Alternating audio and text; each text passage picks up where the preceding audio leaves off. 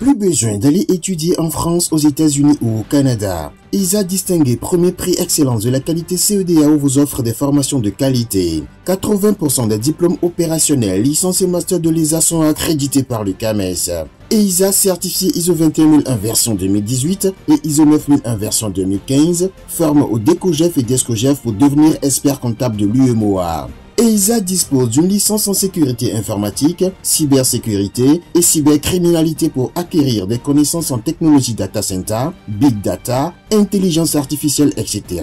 et d'une licence en génie logiciel, diplôme d'ingénieur de travaux informatiques reconnu par le CAMES. Cours en ligne disponible en partenariat avec l'AEF. En 1895, les Allemands introduisaient pour la première fois la culture du cacao au Togo. Et il aura fallu attendre 119 ans, je veux dire en 2014, pour que le Togo puisse véritablement commencer à produire du chocolat sur place et donc commencer à transformer du chocolat sur place. Eh bien, c'était une initiative privée, une initiative de Choco Togo. Mais de là, de 2014 à 2024, ça fait quand même 10 ans, c'est un événement. Le pays a commencé quand même à transformer ce produit-là dans ce secteur. Et comme par hasard, nous sommes également dans le mois du consommé local. On verra, ensemble avec nos invités ici sur ce plateau, quelque part les 10 ans de parcours de ces chocolatiers togolais qui nous émerveillent depuis un bon moment. Mais nous verrons également quels sont les accompagnements que l'État aurait peut-être mis en place pour pouvoir favoriser les initiatives privées de ce genre. Mesdames et messieurs, bonsoir et bienvenue dans ce nouveau numéro d'Écho du Togo. Je commence par ma gauche pour pouvoir présenter la première invitée de ce soir. Elle s'appelle Madame Nathalie Panté. Elle est cofondatrice de Choco Togo. Madame Nathalie, bonsoir. Bonsoir. Et à ma droite, on a Monsieur Eric Kaboku, qui est un habitué de ce plateau également. Monsieur Eric Kaboku, bonsoir. Bonsoir. Il est également le cofondateur de Choco Togo et donc le directeur de Choco Togo. On est dans le mois du consommé local. Je veux juste faire un petit parallèle. Nos gouvernants font souvent la promotion du consommé local, sauf que dans le vestimentaire, quand on les voit, souvent ils sont en costume, ils font la promotion du consommé local. Mais là n'est pas le débat. Est-ce que vous, à votre niveau, est-ce que vous pensez que le Togo fait suffisamment la promotion du consommé local? Oui, en tant que promoteur, opérateur économique, je pense que le cadre est bien fait pour que nous puissions jouer le match économique. Donc le Togo fait partie des pays qui se donnent un peu de la peine pour célébrer ce mois. Avant c'était un jour au début, maintenant c'est un mois. Donc mais là, au-delà de la célébration d'un mois ou bien d'une journée, peu importe, est-ce que dans le concret, vous êtes accompagné? Je parle précisément de Choco Togo qui fait ses 10 ans aujourd'hui. Oui, nous sommes accompagnés dans la mesure où, vous savez, nous devons mettre en place ou bien les jeux. L'État fait son travail et l'opérateur économique fait son travail. L'État crée l'espace et l'opérateur économique joue. C'est ça. Ça, c'est la première chose. Donc, pour les cadres, nous pouvons dire que le cadre nous a été créé. Maintenant, si nous voulons parler d'un accompagnement, je peux dire oui, sur le plan technique, où c'est la période où nous sommes écoutés, du moins, ou quand nous frappons aux portes, on peut pas nous empêcher. Sous d'autres, sur un projet comme une initiative comme Choco Togo devrait être labellisée, on pourrait même protéger le marché. Est-ce que c'est le cas avec vous? Le marché est très protégé, sinon on devait être déjà envahi par des multinationales. Mais on retrouve également d'autres produits de ce genre qui viennent quand même de l'extérieur. Vous êtes sûr? Oui, c'est ça le marché. Vous savez, le Togo n'est pas seulement un pays, il n'y a pas seulement que le chocolat que nous faisons. Il y a aussi des produits que nous importons. Ce que on peut appeler dans le contexte le protectionnisme, dans le contexte économique. Oui, il y a un système de protectionnisme, mais qui ne peut pas être affiché. Je donne un exemple. Vous savez, pour l'instant, il y a des chocolats qui sont là, des multinationales qui sont à côté. Il y a la Zélécaf, il y a d'autres choses qu'on peut discuter. Il y a l'UMOA qu'on peut en parler. Où il y a des lois qui lient le pays. C'est là où en tant que promoteur, en tant que opérateur économique, je dois connaître ces lois. Et ce que moi je dois faire, c'est la compétition et comment je dois être compétitif par rapport à ceux-là qui envahissent le marché. D'accord, nous ne recevons pas assez les femmes dans cette émission, pas parce qu'on n'en veut pas, parce que souvent elles viennent pas, mais vous êtes là ce soir. Dites-moi, est-ce que Monsieur Faure Gnassingbé mange le chocolat togolais, Choco Togo? Oui. Comment vous le savez? Je le sais parce que il en commande. Madame. Oui.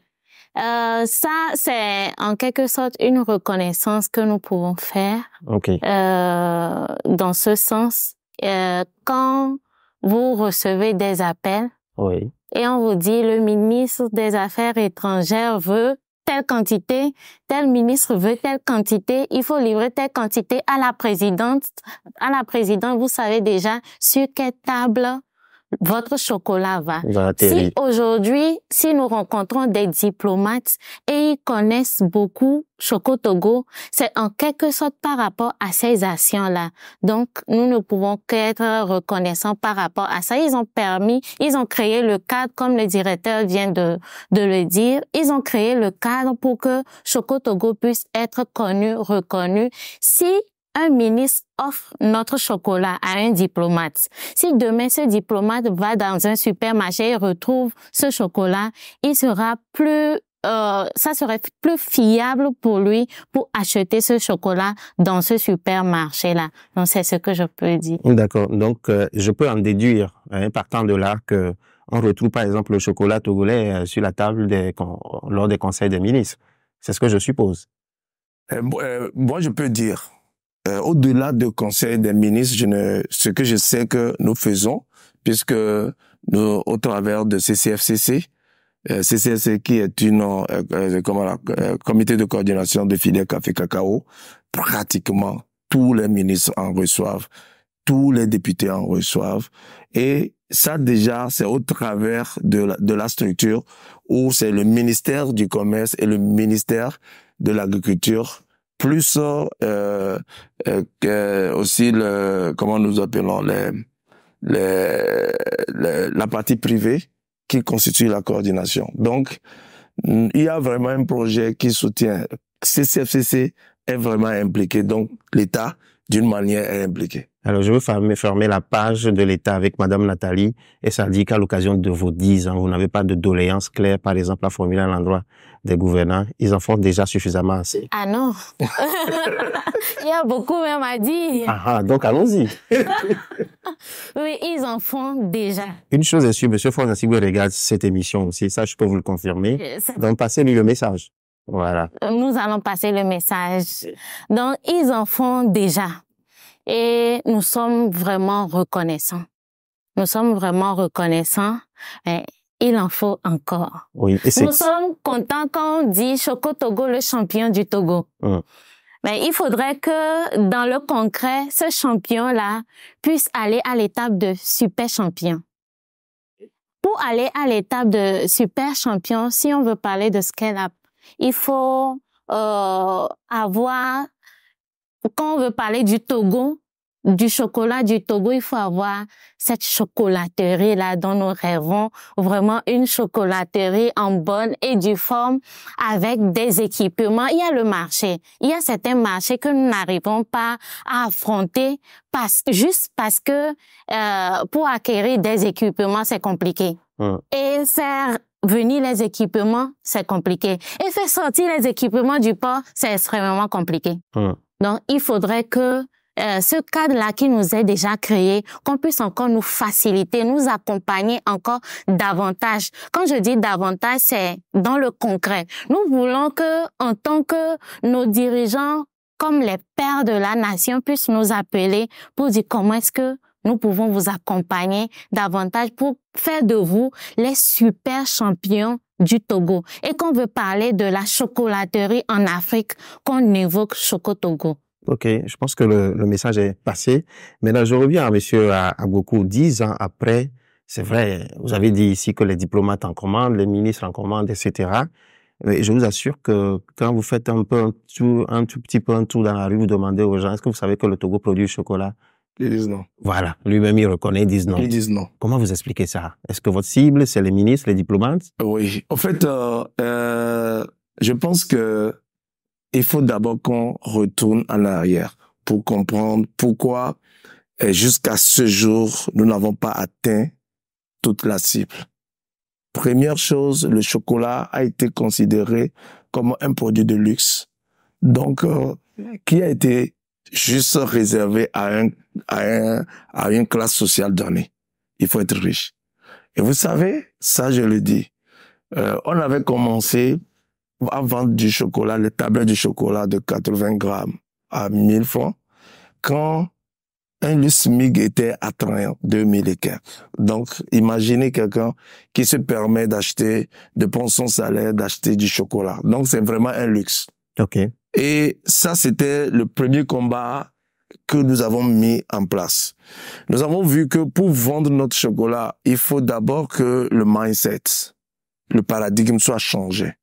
Il faut que les gens comprennent que nous ne parlons pas d'un produit de luxe, mais nous parlons d'un produit de nécessité première. Mais en soi, au-delà du luxe, de la nécessité, rappelons quand même que ce n'est pas un produit qui était normalement dans nos habitudes de consommation. Quand quelqu'un se réveille le matin, ce n'est pas le café, le chocolat. Non, au départ. On venait, par exemple, je ne vais pas donner le certain nom, mais on prenait les Milo. Oui, là, oui. Mais qui est aussi produit de cacao. Mais le pire, c'est que un produit de la poudre de cacao que nous utilisions, si vous voyez même dedans, vous allez voir que la teneur de cacao n'existe même pas. Le goût est là. On sent qu'on a le goût du cacao, mais ce n'était pas ça. Donc, c'est juste pour vous dire d'abord que même ces poudres que nous avons, poudre de cacao, c'est quand on extrait le beurre de cacao, quand on extrait la partie la plus chère, qui même lutte contre le système immunitaire, et que c'est l'autre côté, c'est comme Gary, le déchet, comme moi, et on met du sucre, on met du lait, et on est content. Madame Nathalie, dans votre politique de vulgarisation, justement, de cette production de ce chocolat ici sur place, nous savons que Choco Togo a l'habitude d'aller au contact des populations dans les coins les plus reculés, leur apprendre à produire elle-même ce chocolat-là directement par des méthodes traditionnelles, ce qui est fort louable. Mais est-ce que vous pensez que ces populations-là, quand ils se réveillent le matin, leur premier souci, c'est de manger du chocolat? On sait que dans nos habitudes, c'est peut-être Congo, Aïmolou, des choses comme ça. Oui, c'est ce que nous voulons créer. Justement, c'est ce que nous voulons créer. Que vous savez, dans le monde, c'est pas tous les pays qui ont du cacao. Donc, mais le cacao, c'est la nourriture des dieux. Nous en avions pas non plus. On l'a introduit chez nous. Je l'ai rappelé en introduction. Oui, et c'est pas tous les types de sols qui peuvent produire du cacao. Même si ça a été introduit, c'est parce que nous avons notre sol qui peut produire ce cacao-là. C'est pas le cas dans d'autres pays. Maintenant, le cacao a beaucoup de vertus. Quand nous avons commencé par faire des recherches, nous avons vu vraiment pour les diabétiques, les hypertendus, tout. Pourquoi en Occident, on aime beaucoup le chocolat noir? Et le chocolat noir est cher parce que la teneur du cacao est élevée. Et qui dit teneur de cacao élevée, qui dit bienfait du cacao. Donc, pourquoi nous aurons ce produit chez nous et nous ne pouvons pas profiter? Nous allons parler de malnutrition. Le cacaoculteur qui a ce produit-là, on va parler de malnutrition dans ces zones-là. Or, le cacao contient beaucoup de magnésium. Vous n'avez même pas besoin de prendre certains fortifiants si vous avez le chocolat à vos côtés. Mais le chocolat peut être produit de manière très simple, assez traditionnelle, et le cacaoculteur peut juste transformer avec sa famille, dans sa localité, dans les établissements, pour juste les élèves, pour qu'ils consomment et qu'ils puissent aussi bénéficier de ces valeurs nutritives-là. Et donc, vous pensez qu'en réalité, ils en ont besoin? Ils en ont besoin. OK. Monsieur Agbokou, Oui. Concrètement, en Afrique aujourd'hui, je sais que vous êtes à bord de la compagnie Askai, les gens en prennent, mais qui sont les gens qui consomment aujourd'hui le chocolat? Oui, le chocolat. Oui, pour l'instant, nous pouvons dire que la classe moyenne et la classe supérieure, c'est-à-dire les gens qui ont quand même un revenu, pouvoir d'achat assez élevé. Un pouvoir d'achat un peu assez élevé. Mais ça, c'est la guerre, c'est-à-dire c'est là où nous avons deux types d'actions. Ceux qui ont le pouvoir d'achat assez élevé et qui ont la capacité d'acheter, nous leur offrons des chocolats déjà faits et nous proposons notre service pour les accompagner. Ceux qui n'ont pas le pouvoir d'achat élevé et qui ont au moins cette science de cultiver, de faire la cueillette, de faire la fermentation, c'est-à-dire je vais parler des cacaoculteurs, nous ne pensons pas que c'est digne de nous de leur vendre du chocolat. C'est là où nous allons vers eux et nous les formons à ce qu'eux aussi puissent faire du chocolat. Maintenant, je vais expliquer quelque chose qui est derrière. Pourquoi on dit que le chocolat est réservé à la classe de luxe ou bien à la classe haute classe? Quelque part, c'est un faux problème.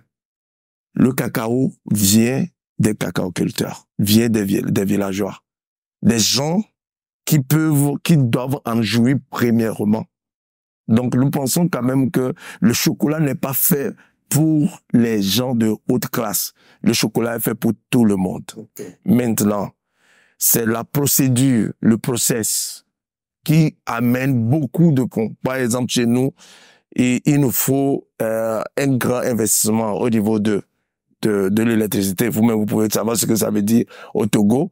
Et alors que chez nos le moment, on n'a pas besoin d'électricité, ils ont besoin de leur meule, ils ont besoin de leur cacao. Et puis traditionnellement, ils arrivent. Justement, parlant de cette méthode traditionnelle, toujours restant avec les populations, vous avez dit tout à l'heure ici que vous auriez aimé avoir une grande chocolaterie et donc j'imagine une industrie du chocolat, mais dans votre politique, votre vision au départ, je ne sais pas si elle a changé peut-être avec les 10 ans que vous êtes en train d'avoir.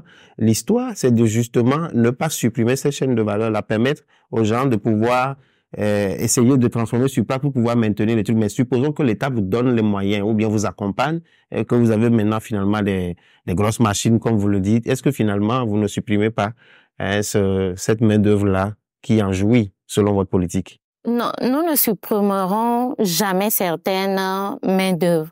Par exemple, je vais vous donner l'exemple. Quand nous avons commencé avec 300 kilos de chocolat, 300 kilos de cacao en 2014. Aujourd'hui, vous êtes à 10 tonnes. Nous sommes à 10 tonnes. Et certaines parties sont toujours produites par les femmes. Actuellement, nous avons à Palémé une soixantaine de femmes que nous avons gardées tout le long du process et qui ont même été formées en coopérative pour qu'elles puissent développer d'autres produits elles-mêmes également. Donc, si nous avons une usine, il y a certaines parties que nous n'allons pas supprimer, mais nous voulons justement augmenter le nombre de ces personnes que nous voulons employer. Parce qu'il y a certaines étapes, il faut obligatoirement une raffineuse. La main ne peut pas faire. Si la main pouvait faire, nous allons employer les gens. Mais il y a certaines étapes qu'il faut obligatoirement des équipements. Pour les emballages, pour les raffineuses, il faut des équipements pour ça. Maintenant, si la capacité augmente, ça veut dire que la main d'œuvre derrière, qui va trier, qui va décortiquer aussi va augmenter. Vous voyez un peu. Donc, nous n'allons pas supprimer, mais nous voulons avoir beaucoup plus d'impact que ce que nous avons actuellement. Monsieur Rikagoku, 10 ans, 35 employés pour une production de 10 tonnes. Est-ce que vous pensez que c'est assez suffisant pour pouvoir supporter véritablement cette charge-là? Est-ce que je peux me permettre de corriger le chiffre? C'est pas 35 employés. Nous avons 35 employés permanents qui sont là, enregistrés avec OTR, CNS et tout. Et nous avons soixantaine de femmes qui sont là, qui sont aussi là et avec qui on a aussi créé une autre coopérative pour que pendant toute l'année, elles sont recoupées. Donc, nous sommes dans les centaines. OK. Mais la question n'est pas du personnel. Les multinationales n'ont pas besoin de ce grand nombre pour pouvoir faire de grands parce que eux, ils veulent même supprimer les main-d'œuvre pour s'équiper en machine. Machine, oui. Nous, notre politique, comme Nathalie a dit, nous sommes une entreprise sociale et nous allons demeurer une entreprise sociale. Parce que nous avons compris que... Vous faites du profit, non? Oui, mais le profit, notre premier profit, c'est de créer de l'emploi. C'est de créer la richesse. Et le profit, c'est de partager cette richesse équitablement. Maintenant, quelle est l'approche que nous on fait? Nous ne sommes pas là pour faire du chocolat, mais nous sommes la dernière chaîne de valeur, ou bien la chaîne de valeur qui graine les autres chaînes de valeur. Donc, la filière cacao n'a jamais existé avant 2014. La filière café existait. On faisait déjà les moines, les plateaux, ils faisaient déjà du café. Une fois que on quitte le produit agricole en matière première et qui a consommation, on peut parler d'une filière. Mais au Togo, il n'y avait pas la filière cacao. Parce que le cacao se résumait à la culture, à la cueillette, à la fermentation et à l'export. Ouais. Donc, à partir de 2014, quand Choco Togo a fait cette première tablette, on peut maintenant parler de filière. Donc, une filière qui s'est développée depuis 2014 à 2024. Donc, c'est là où nous voulons parler de 10 ans de la filière café, de la filière cacao. Pas 10 ans de Choco Togo en tant que tel. OK. Alors, c'est ça ce que ça donne. Oui. Choco Togo. Ouais. Je prends ça en termes d'emballage. Oui. Par rapport aux autres produits Oui. dans les supermarchés, Oui. comme disent les Ivoiriens, il Ouais. n'y a pas photo. Ouais. Est-ce qu'après les 10 ans, ça va changer, on va améliorer, ou bien vous pensez que c'est la meilleure version qu'on puisse présenter à... Vous savez, on a d'autres versions d'emballage.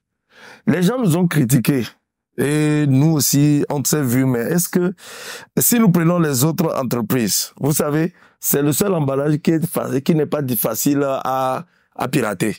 Si quelqu'un veut faire ça, il est obligé d'employer aussi des gens, et nous serons très fiers que beaucoup de gens seront employés, parce que dans cette stratégie d'emballage, d'abord nous voulons parler écologique, nous voulons parler de biodégradable, et nous voulons parler de quelque chose qui nous est particulier. Vous voyez, par exemple, le raffia que nous avons a quelque chose de valeur pour nous. Vous voyez, le chocolat est fait comme si c'est un cadeau.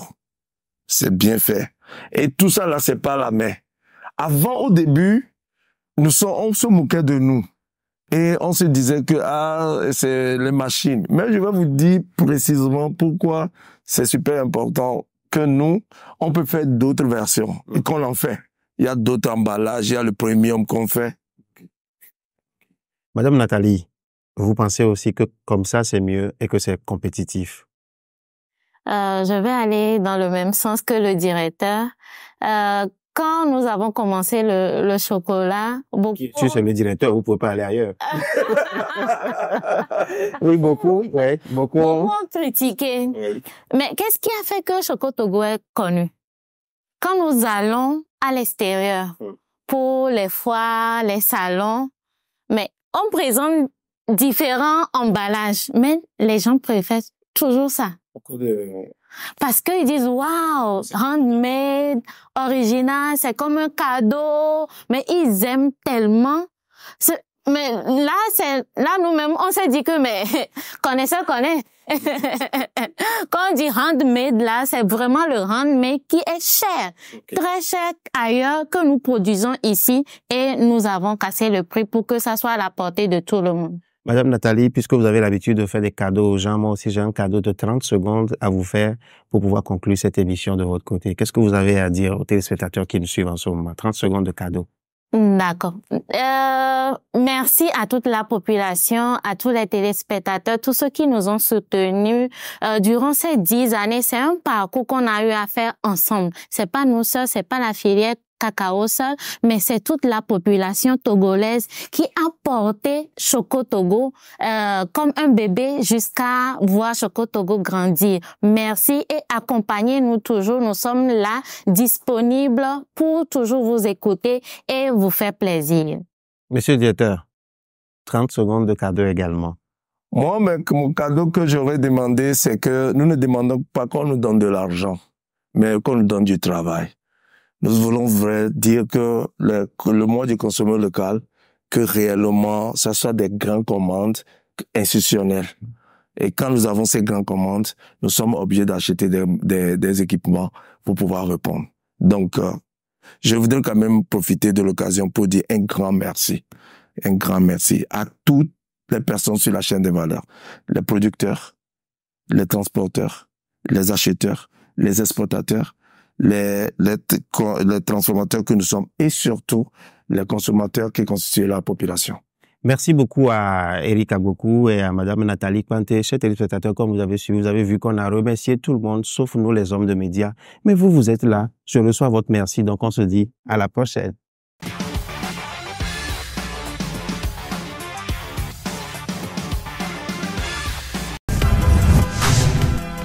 Vous avez suivi l'émission Écho du Togo avec l'École supérieure des affaires ESA. ESA, le label des diplômes de qualité.